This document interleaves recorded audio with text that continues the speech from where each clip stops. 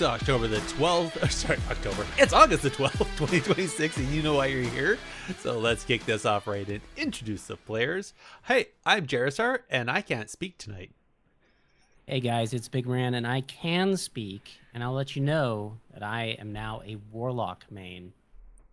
What? And hey, I'm TreesapJake, an expert baker, according to very specific family members who I did not have to pay to say that. And Warlock, this is pretty crazy. Yeah, you know, my experiment last season with one button BM has made me rethink my approach to WoW. I think I will place classes that are slightly harder, and I think Warlock fits that description. Which spec are you playing? Demo? No, oh gosh, hell no! I'm playing Destro. Oh, I thought you said you wanted. I thought he was going to try something hard. Demo's not easy. No, no. Yeah, it's I've always liked Destro. You know, I've liked playing these specs that feel scary, and I feel Destro is like the ultimate scary spec. I will say Destro is scary because when those bolts line up, ouch, they delete health bars. So okay, well, hey, welcome to. It's kind of funny actually, considering I always consider myself a Warlock main, and now I'm really enjoying Demon Hunter, and now you've moved over to Warlock. That's kind of funny actually. Swings and roundabouts. It is. As they say. Are you still gonna one button it, or are you gonna actually? Oh no!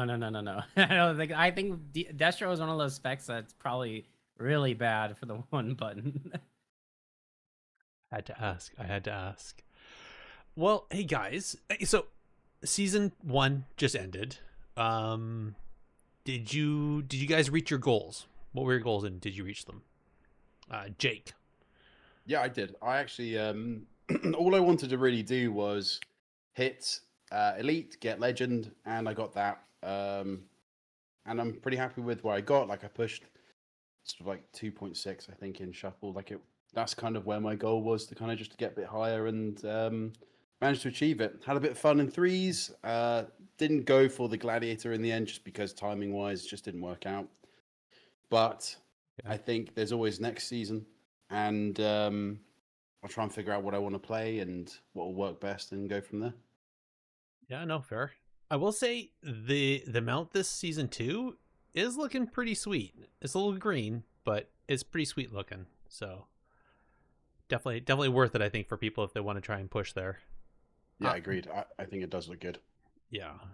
How about you, Big? What was your goal, and did you make it? Did you reach it?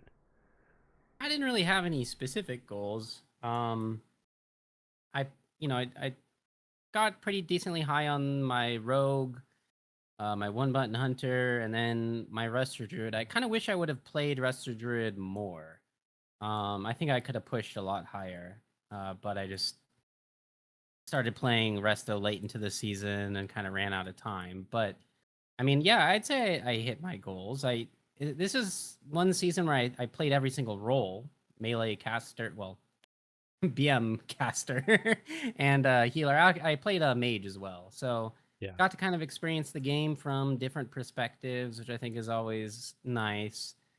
And yeah, I'm excited for season 2. All right.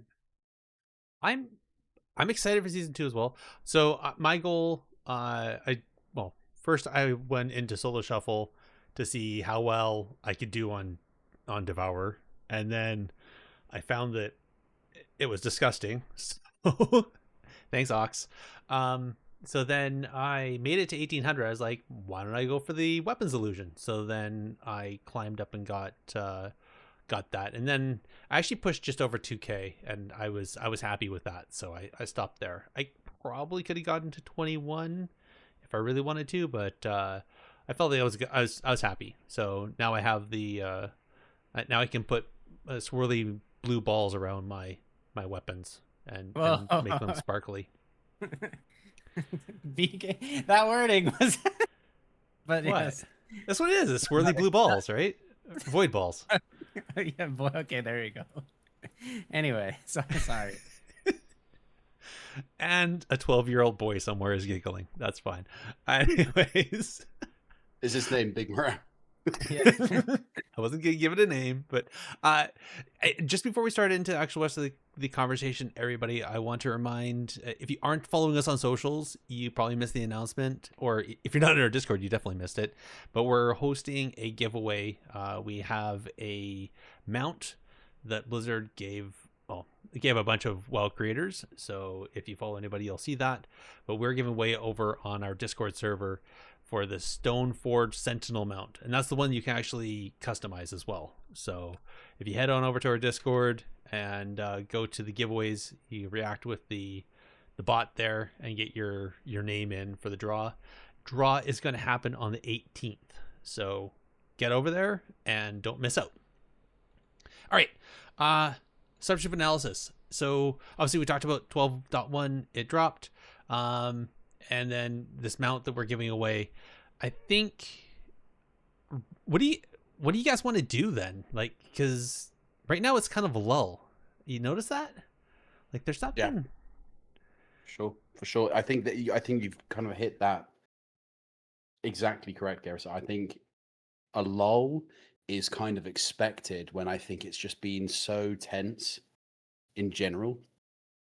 I think throughout the PvP scene, I think there's been so much to do with win traders, there's been so much to do with just general displeasure at balancing and just how the game feels. I think I saw a tweet the other day which was talking about how it's a better target to go on a warrior and train a warrior than it is to train a frost mage. And I think that's kind of telling on the state of the game and just how it feels.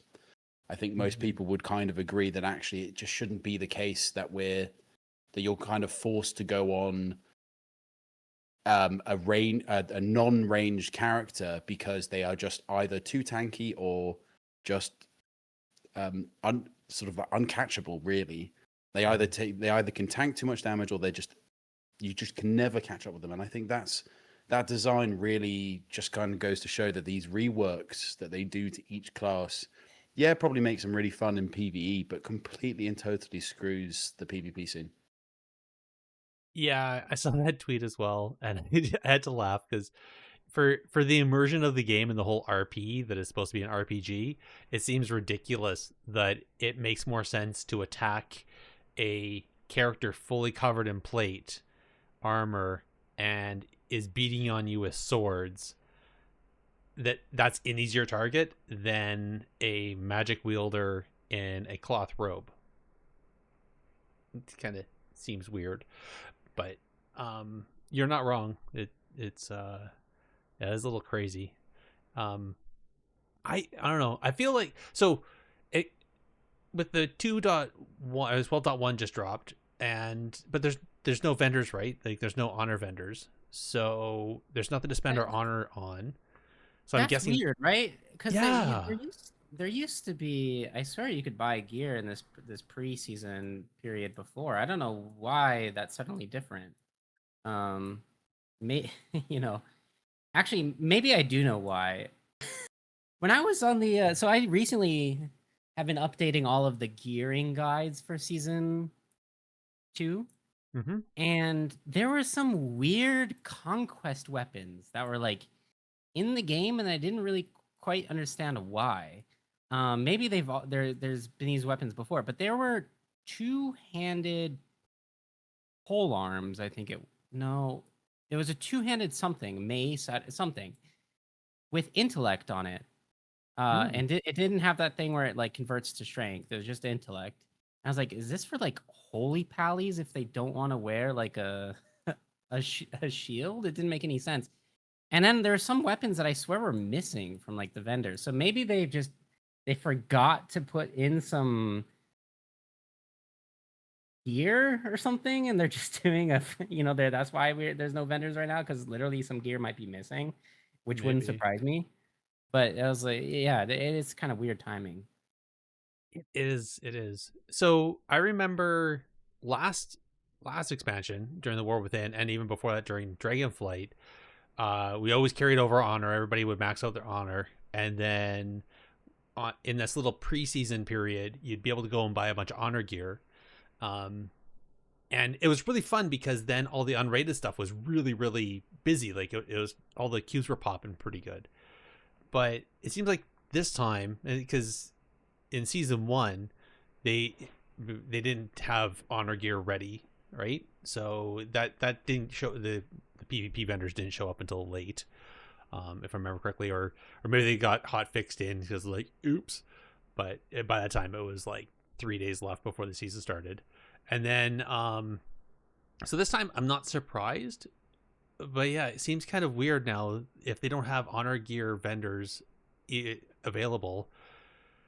Then next Tuesday at reset, suddenly everybody's going to be PvPing. Like, why would you even replace? I guess season 1 will just be super busy then, because everybody will hop in, they'll cap out their conquest, they'll get their tokens to make some crafted gear, get those few pieces, and then just grind out honor to replace all their conquest gear. So at least then they're just wearing blues until they can replace that with conquest gear, I guess. That sounds about right. And one thing, speaking of the patch, I think we should talk a little bit about the patch, because this is going to be very important for everyone. This season, when you convert any conquest piece into the tier piece, it preserves the stats of that conquest piece. Mm-hmm. So it's going to be very important. You know, in previous seasons, you could just buy whatever helmet, shoulders, chest, legs, gloves you wanted and convert them, and you know, those are you got some PvE stats. But now, since they copy over the stats from the conquest pieces, it's going to be really important for you to just buy the correct pieces. So that's just a little bit of information that people should know about the gearing process. But yeah, next week we're for sure going to just be farming honor, replacing all of our existing conquest gear with the 331 item level honor gear, and then just doing those week 1 tasks, which will include, you know, crafting the free pieces that you get from the heraldry quest. So it's pretty much business as usual, but the biggest change is that conversion change. Yeah, you're not wrong. That is important. I think so. This is going to be interesting then, because we're going to have the ability to keep the same stats and cross over, but I feel like people are more aware of the lacquer is also available. So if people are going to be pushing rating in week 1, and come away with some pretty high PvE gear, then you think they might actually lacquer that to give it a PvP item level scaling? Because so there's a thread on Reddit about this. I mean, that's definitely an option. So you can catalyze a lot of gear, and I didn't know this. I thought the catalyst was just for like PvP gear, but I'm naive, I guess. It's for like you know how there's those different tracks of gear. I think there's one called like a veteran track. You can catalyze gear on that track into tier pieces. So in theory, yeah, you could go do. It doesn't even have to be a raid. It could be like a mythic dungeon. Get a piece that is like part of that veteran track, catalyze that, and then use the lacquer to change that catalyst piece into PvP item level. And that way you could potentially get more optimal stats. I mean, it's a whole process to just get, you know, a few points of min-maxing. So I personally not going to do it, but I definitely think it is an option for some people. Yeah. I don't know if somebody's going to catalyze gear for tier set and then lacquer it, because I find that unless you like are going for some crazy haste crit build or something like that, but I find that the lack of versatility and the lower stamina weighting on PvE gear is kind of deadly there. I could see it if it's going to be, if you have like, let's say you're going like a full mastery build and there happens to be a piece that has like some crazy amounts of mastery, and you're okay because you have enough versatility on other stuff, then maybe. But I can definitely see like if somebody has mythic track, then like, yeah, why wouldn't you, right? Right. Yeah. But yeah, it's going to be this. I think this season has a lot of gearing options, which is going to be I think that's going to be the real part that shows who knows the game well and who doesn't, and who's just copying. or who's just following for the typical, right? But get your 3 pieces of crafted jewelry, get your first piece of conquest gear, and then wait until you cap out to get your I think what's it, week 4 we're gonna get our weapons again, so 4 or 5, yeah, something like that. anyway. I think the other thing though, and we've talked about it before, but with the trinket bonus change, and then the change to the crowd control DR now being 20 seconds. I want Theorycraft for a second, actually, and I'm going to go to Jake here because I talked a lot. Yes. Do you think RMP is still going to be S tier, or do you think we're going to see a new comp? And what comp do you think that's going to be? I think this is one of the hardest questions to answer, I think, because you can try and analyze as much as you like, but so many things change at the beginning of the season. Where we see things tend to peter out is at the end, because not much happens, because obviously Blizzard are fully focused on creating the next patch or the next game or whatever. So in my mind, I think what will happen is I will think the strongest ones from last patch will remain the same. I know that there's been a lot of changes, so if you haven't checked out those patch notes, please do go check them out. I don't know if we'll have them in the show notes. I assume so, but if check out the patch notes and just see what's changed between your spec and your class since last patch. But I think, from my opinion, I still think that mages are going to be strong. I still think Devourer is still going to be strong from what I can tell. And I think there will likely be some form of RMP that will work very, very well, RMX of a kind. But I actually also think that we'll see a rise of Hunter comps too. I think Cupid and I think Jungle are going to be strong too, because throughout the last couple expansions, you just see like Rogue, Mage, Hunters are really, really strong. And if they don't change Rets, they're just going to get enabled. So that is my opinion on that. All right. See, I'm not sure. I see Mage staying strong, but I'm not sure if Rogue is still going to stay as strong with the changes to the 20 seconds now instead of 16, right? Yes. Well, this is the thing. We also thought that was the case last time, but it just turned out to be the opposite. So I'm not going to believe it until I see it in person, or rather, see it in game. And I think that's the kind of thing that I think we need to expect, is that we genuinely thought that they were going to be seriously nerfed before, and they weren't. So, in my opinion, I think just wait and see how things go, and if they are nerfed, I think they will still enable other classes. And I think that's the big thing, is there are certain classes in the game or certain specs in the game that just enable others. So like mages really come into own when they never have to worry about targets perpetually on them, when you've got a rogue that can slow them, a rogue can stun them. So yeah, the DRs are going to be higher this time, so they're not going to be able to lock them down as much. But I still think they'll be strong, and that's just always the case. Fair. What about you, Big? This is something you always do. Theorycraft, what's going to be good? I mean, I don't think Rogue Mage is going to be bad. I don't think this change is going to affect Outlaw and Assassination as much as it affects Sub-Rogue. So, if there's one thing we've learned from tournaments, is that usually Outlaw is the rogue spec that people play. And Kidney Shot is still a 30-second cooldown. DRs are 20 seconds. Do the math. And one of those numbers is bigger than the other. And so Kidney Shot isn't really affected by the change as much. Outlaw and Ass are going to be fine. Sub is going to be a bit slower, but they gave Sub some more damage this patch with a new ability called Gormaz. One complaint that I've seen so far with the pacing of the game is that the game does feel noticeably slower.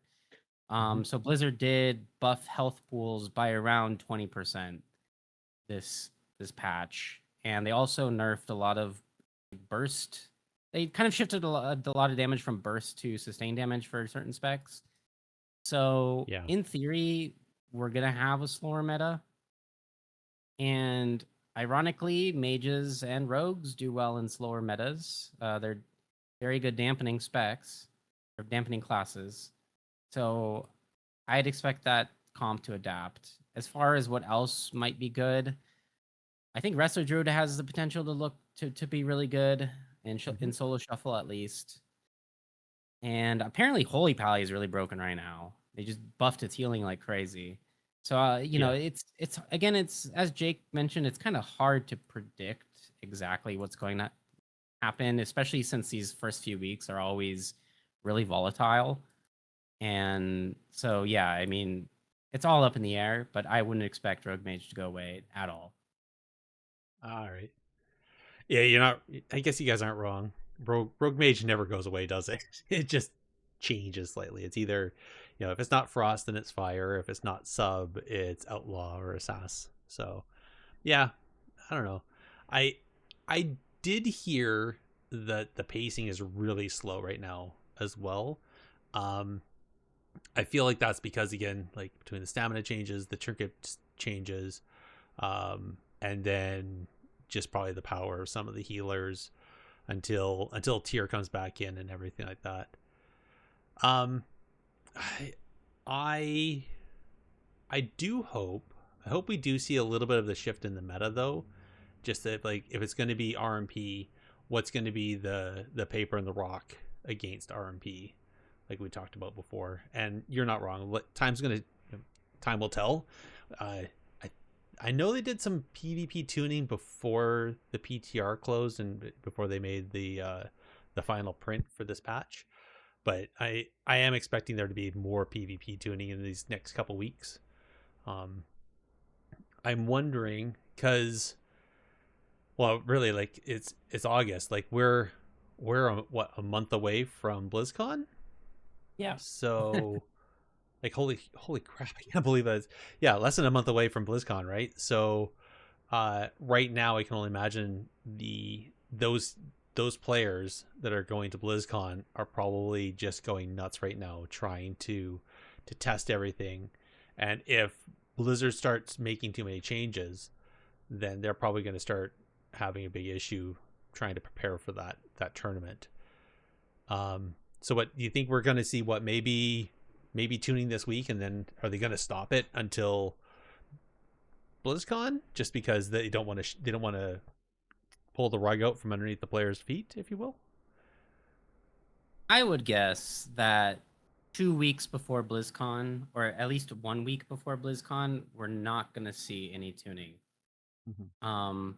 Probably we'll see tuning this week, and then next week, and then the week after, and then that's probably it for until after the event is over. Yeah. I mean, to me, that kind of makes sense. Yeah, that makes sense. I'm kind of thinking the same thing. I definitely don't expect to see, unless like something super broken. But because Race to World First, you know how much Blizzard likes to watch that and help support it. So I feel that they won't be changing too much on the PvE side until after that's done as well. And then that rolls right into BlizzCon. So again, if you have like the MDI challenges and all the other stuff, so we won't see, like, yeah, we'll see probably, like I said, maybe 2 weeks of tuning, then a pause until after BlizzCon, and then we'll see some more. This is going to be a really interesting patch. I always think it's crazy that they do it like this. To be honest, I always find it really strange because you're just trying to figure out like what's going on, and then suddenly out of nowhere you're playing on high stakes on a patch that you just don't know. I think it kind of just goes to show the quality of the players that we have that play, that are able to adapt in the way that they do. Oh, 100%. Plus you'll be able to see the players that really have big support behind them as well, right? Yes. So exactly. Like the 3 college kids, like they'll probably be able to figure some stuff out, but the ones that have like these big organizations behind them that are also figuring a bunch of stuff for them is going to be something else. I feel like, so here, I want to throw this one out here. So, if anybody noticed, I saw this over on in a couple different spots on socials than that. I have not played anything this week yet in PvP, but on top of things being slower, and I'm big. You said you played a little bit already this in the new patch. I heard that the inflation got zeroized, and so people are actually losing rating when they're winning in solo shuffle and that. Did you experience that at all? Yeah, I think they've done a soft MMR reset. Yeah, because I have it still in my arena coach, which records all your games automatically. I have an arena coach recording on my warlock from the last day of the season, and I was like 2300 MMR in shuffle.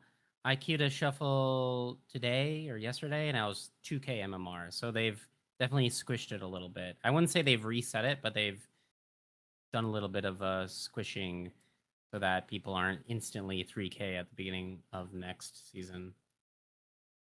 Well, so that kind of doesn't make sense though, because the season hasn't started. You'd think they would zeroize it next reset, right? So Yeah, but I mean they're unranked games anyway, so it's like, well, I mean they're ranked, but they don't count. So I think maybe they just want to squish everything so people get faster queues. Maybe that's, if I had to guess, that's maybe their intention. But you know, I don't know exactly. that kind of makes sense. I didn't think about that. I just thought like when I heard somebody had won, they went like 5-1 and they lost 44 CR. I was like, how does that feel good? So, what do you think? What would you think if they didn't remove the inflation? If they just let it ride? What do you guys think?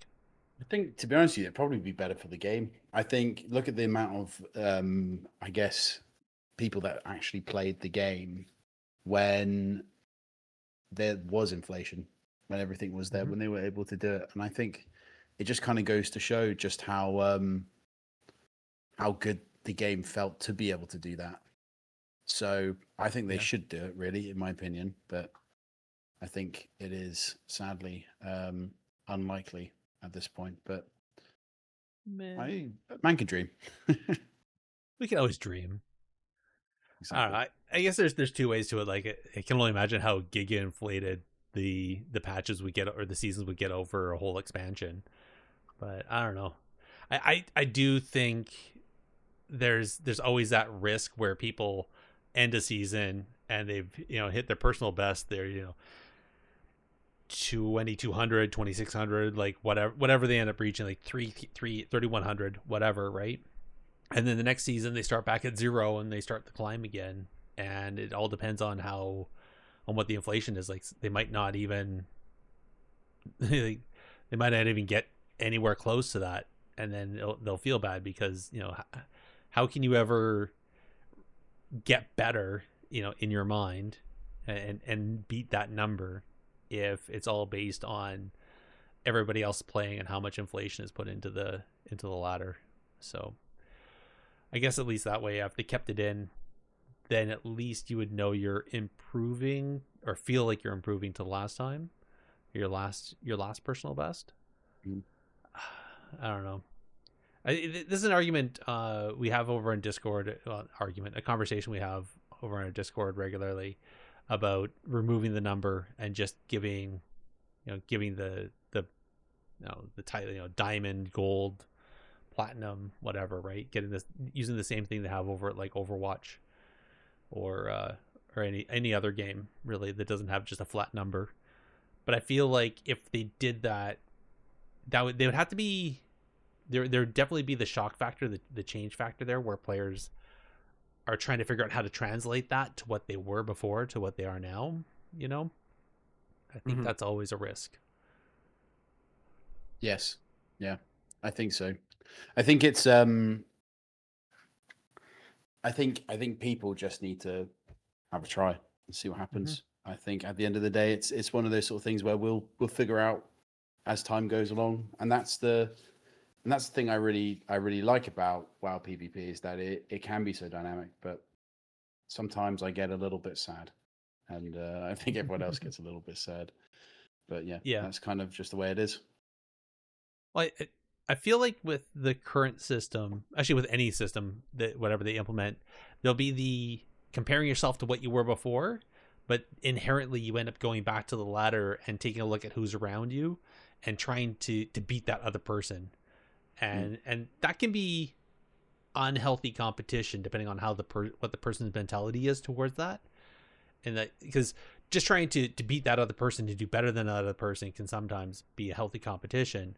But if somebody has some toxic behavior or toxic traits, then that can get quite gross. And then there's some people where they start to resort to methods outside of the game to beat that other person, because they'll do anything to beat somebody rather than just playing the game as best as they can. You know what I mean?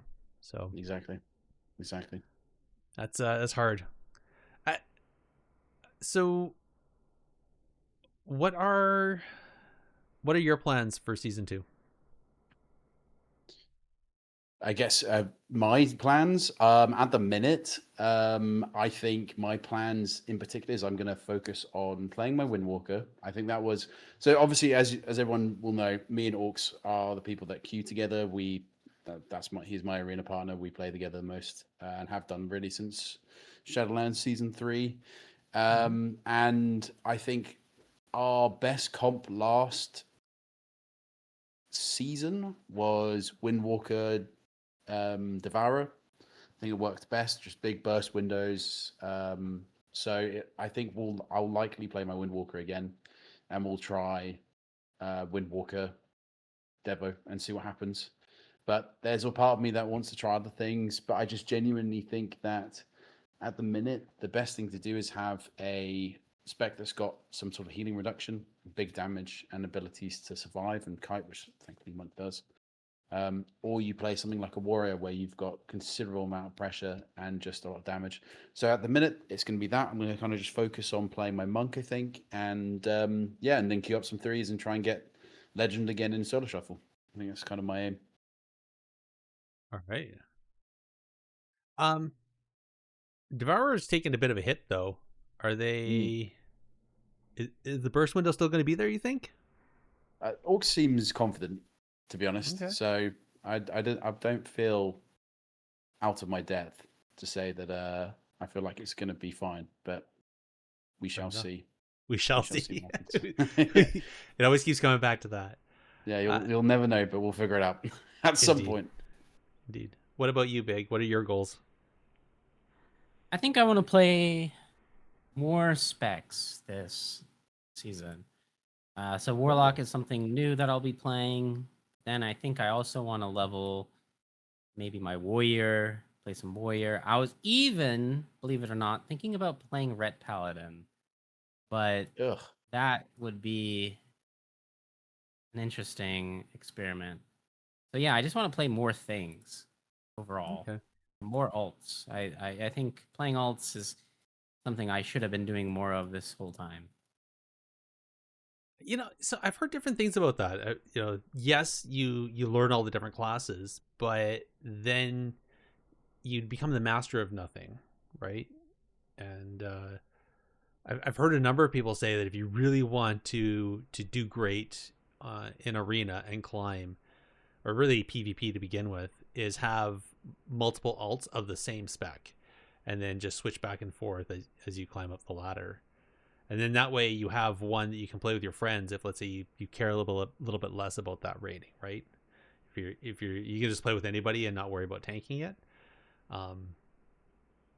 So it's interesting that you want to just go full Alt-aholic and just try to play one of everything.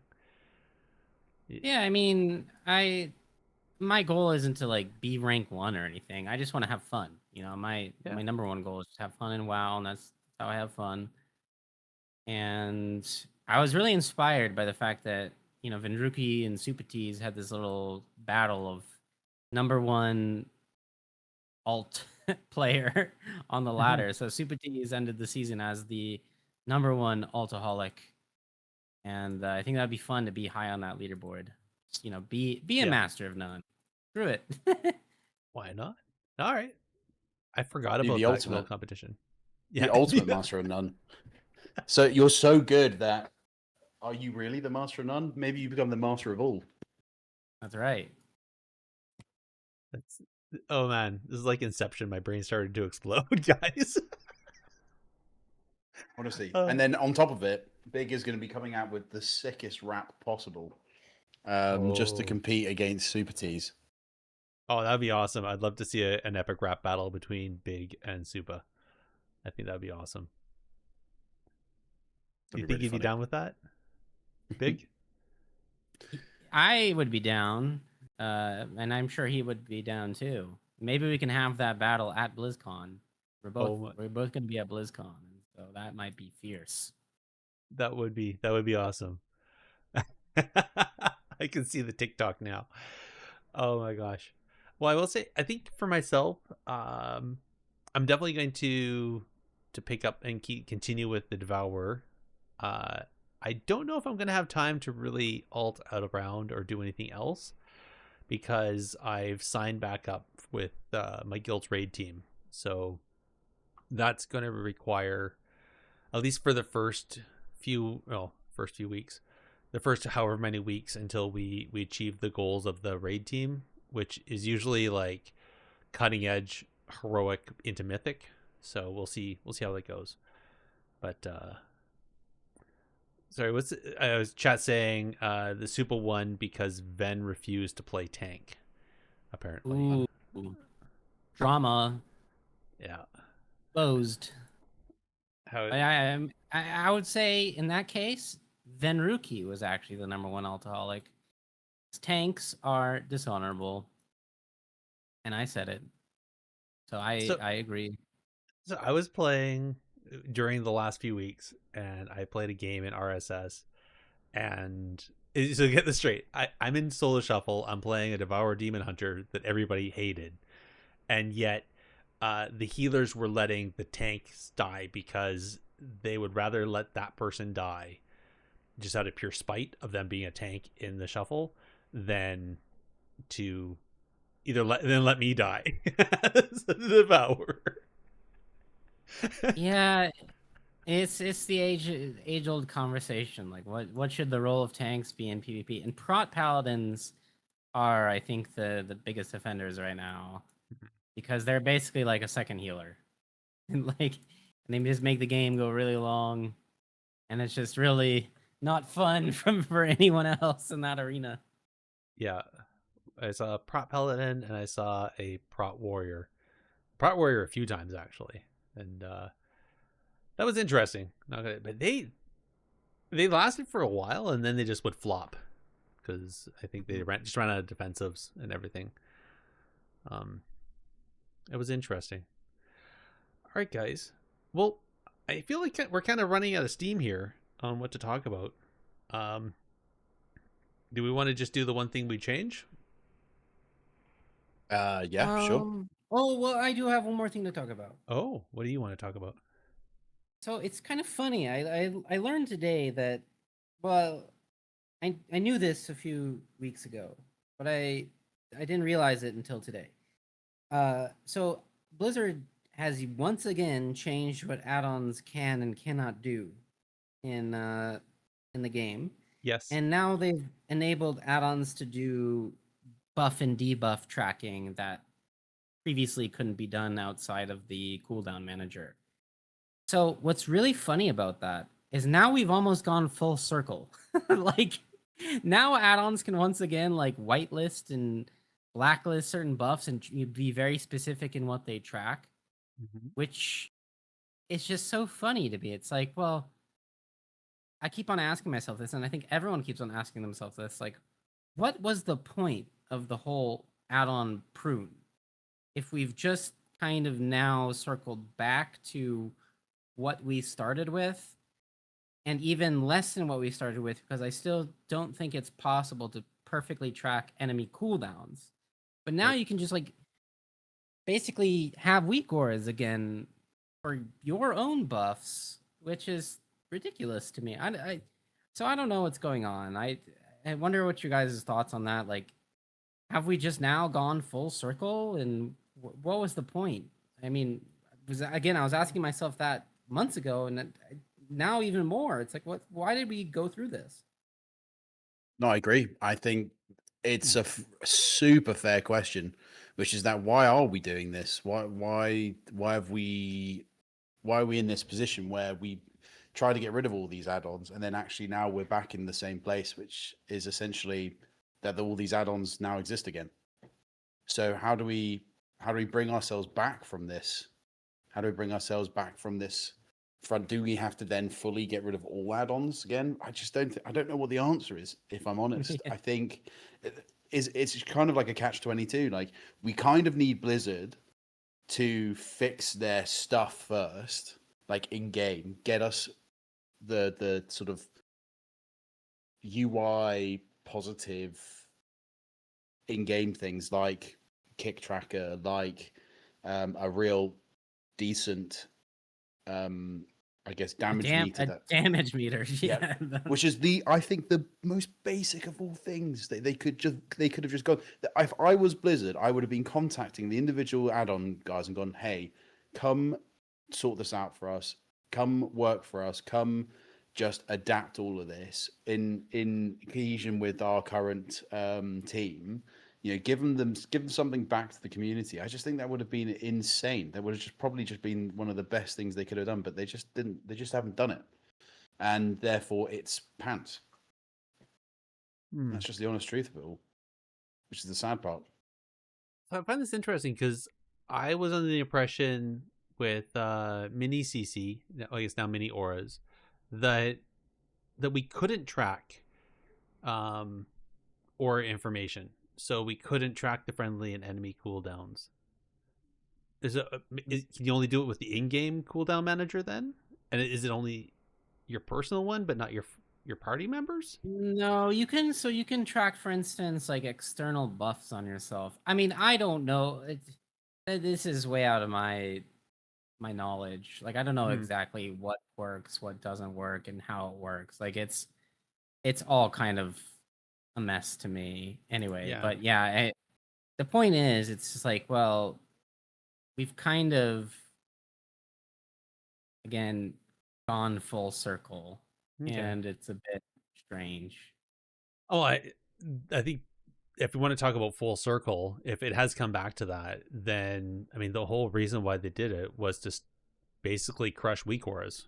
They wanted weak auras gone because weak auras was so powerful, and you could basically have have it map stuff out for you, right?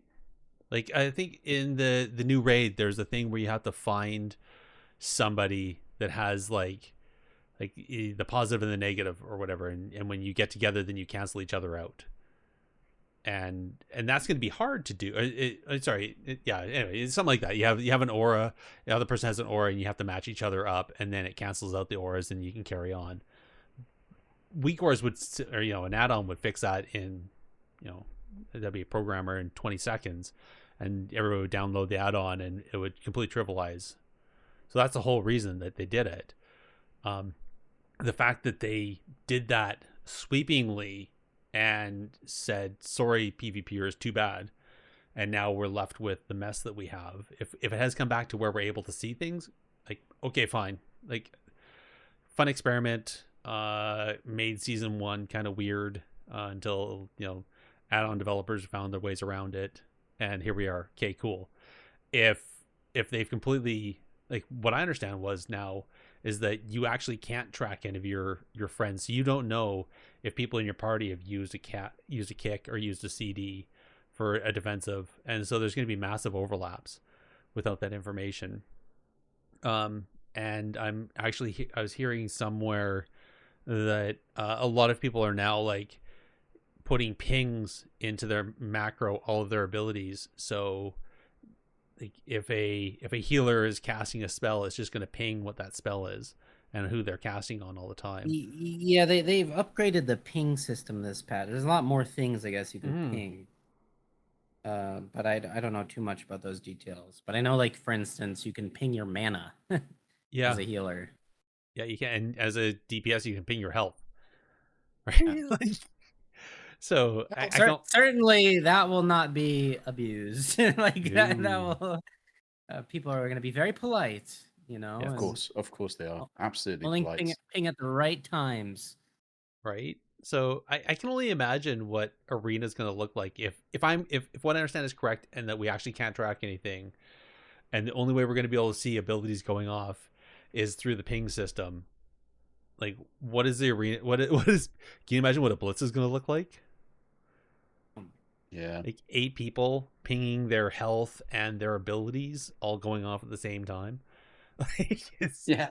Ding, ding, ding. Yeah. Oh it's my, just gonna be crazy. Oh my god. oh my gosh, it's gonna. So yes, I hope they're playing it and kind of figuring out and find something, because I do hope it does circle around.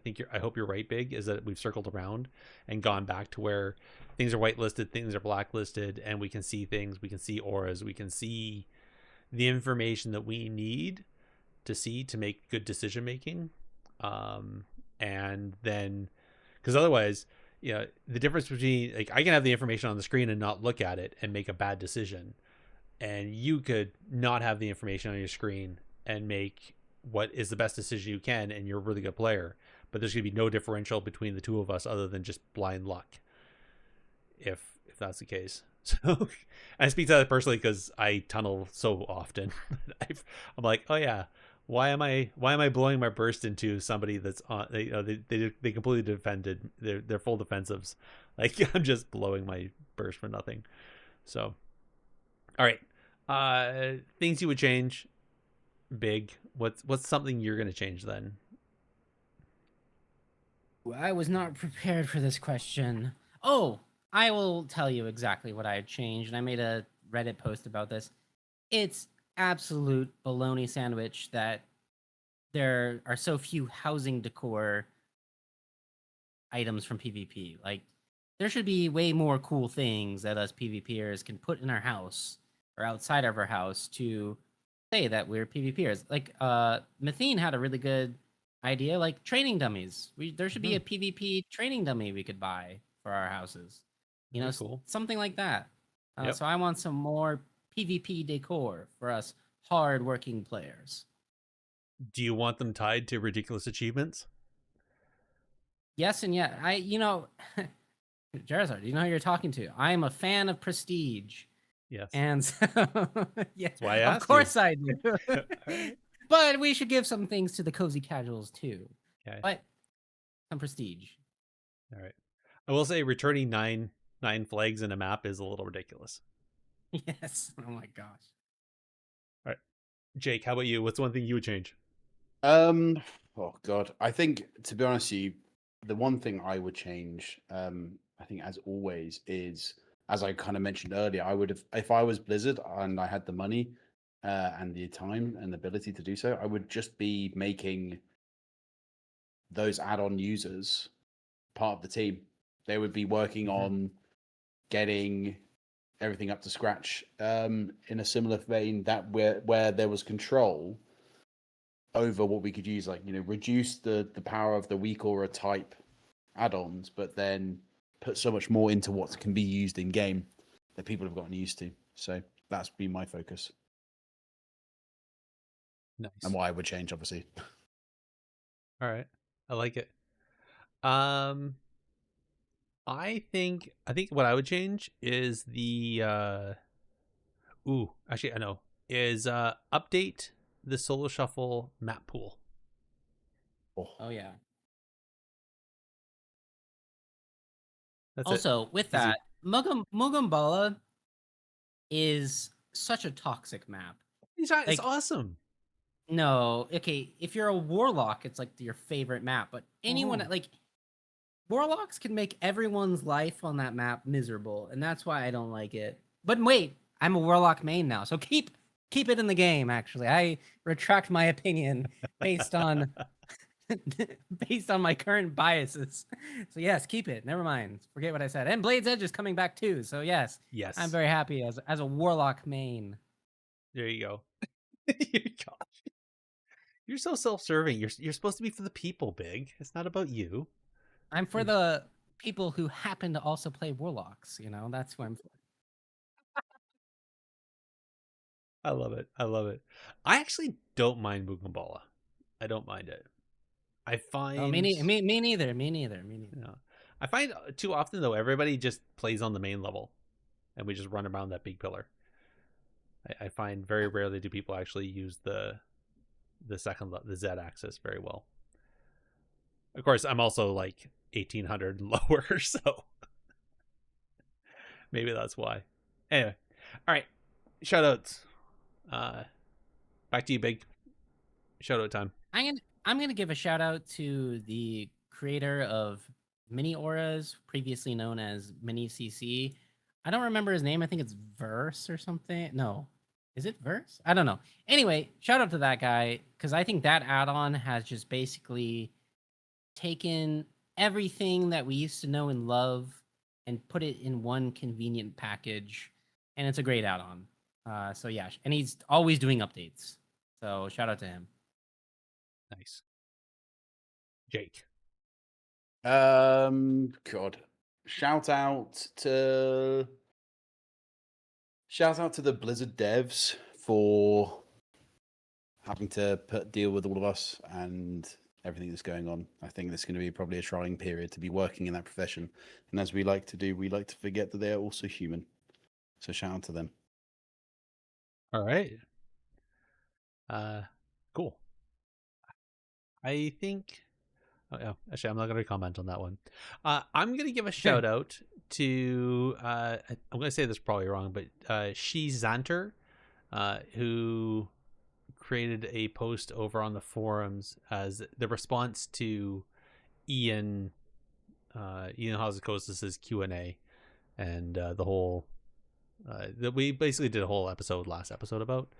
But he wrote up a 6-page little expose, if you will, quite the thesis paper. And this is the same person who I think they did like a 10-page thesis paper before on how to improve PvP and whatnot. So I'm going to do a shout out to them, and actually I'm going to cheat. I'm going to do another shout out to Sunny, who has been trying very hard to have his voice heard and try to get the currency for PvP changed so that we can actually, trade it and not have the tax, and maybe get rid of RNG boxes and not have bloody tokens warbound. You know what? Not warbound. That is such baloney that I didn't realize that other currencies don't have that penalty. Like, what the heck? You're like, why does that penalty exist? Does any other currency have a penalty besides honor? Not that I'm aware of. That's crazy. Because I was doing time walking recently, and I was sending over my badges, and I was like, I'm gonna lose a few sending these to alts, but I was like, wait a second, I don't lose anything. Yeah. But I lose 20% when I transfer honor? Yeah. Come on. Yeah. No taxation without representation, as we say in America. Well, apparently that's correct then, because we don't have the representation, so we're getting taxed. Oh my gosh. It's a mess. Bazinga. No, it's I think it is a very valid. I think it would definitely be a great quality of life thing if they got rid of the tax on honor. If we could actually trade Conquest, not make it through RNG boxes. I mean, it's mid-season when they take the cap off, the boxes show up anyways, right? So what does it matter? I don't know. Things like that. All right, Big. Let's close this out. Tell people where to find us, and then we'll let everybody get back to their video gaming. Yes. So you can contact us directly on X at technically_PvP, or on Blue Sky at technicallypvp.bluesky.social, or even by an email of all things to technicallypvp@gmail.com. You can also join our discussions on our Discord.